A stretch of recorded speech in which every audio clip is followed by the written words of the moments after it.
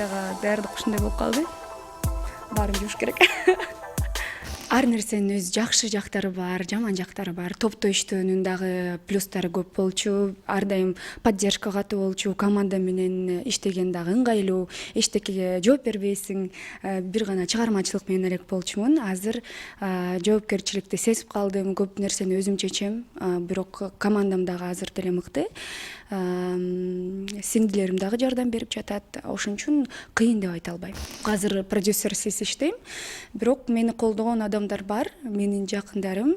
Ал эми мен менен тыгыз байланышта мен менен иштеген менеджерим бар.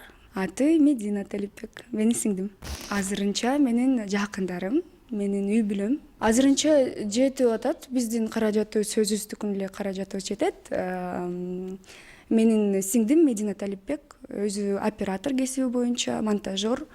Ал менин 2 клипимдин үстүндө режиссер, монтажер болуп иштеп берди. Ошондой эле мен өзүм кесибим боюнча режиссер телевидениямын.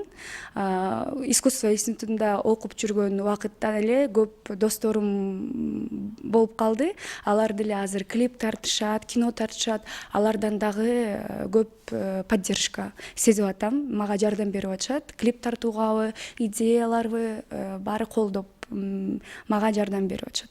Нон-стоп тараганда эле мага сунуш түшкөн. Алматыдан бир радиостанцияга диджей катары чакырышкан. Буга чейин мен Бишкекте бир радиодо иштеп калгам 1 жыл бою. Анан кийин ошондой опытым бар болчу. Анан кийин билген адамдар айтып, чолпон мына контракты бүттү, чакырып көрбөйсүңөрбү деген сунуш болуптур. Анан кийин мени чакырып, үнүмдү угуп чакырышкан. Бирок мен ойлодум, башка өлкөгө барып, кайрадан баарын баштап, анан кийин дагы Кыргызстандан алыс жүрө албайм го. Эми ушунча жыл эмгектенген кесибим өзүмө деле жакын.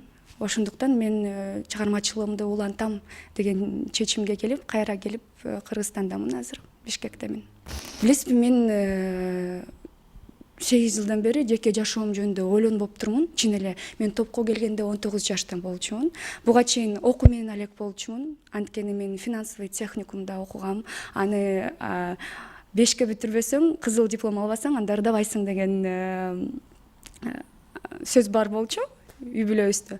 Ошондуктан мен окуу деп эле жүрүп турмун. Анан кийин финтехте бүткөндөн эле нон-стоп тобуна келип калдым. Нон-стоп ичинде 8 жыл 8 айдай эле өттү. Анткени иштерибиз абдан көп болчу. Чыгармачылыктан тышкары программалар бар болчу, гастролдор. Ошондо мен жеке жашоом жөнүндө деле ойлонуп турмун. Эми азыр ойлонуп баштадым. Азырынча жүрөгүмдө чыгармачылыкка болгон сүйүү.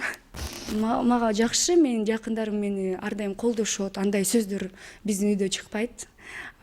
Тескеринче айтышат, жок, чолпон дагы жүрүп турмушка чыкпай турсун, бизди багыш керек деген сөздөр бар.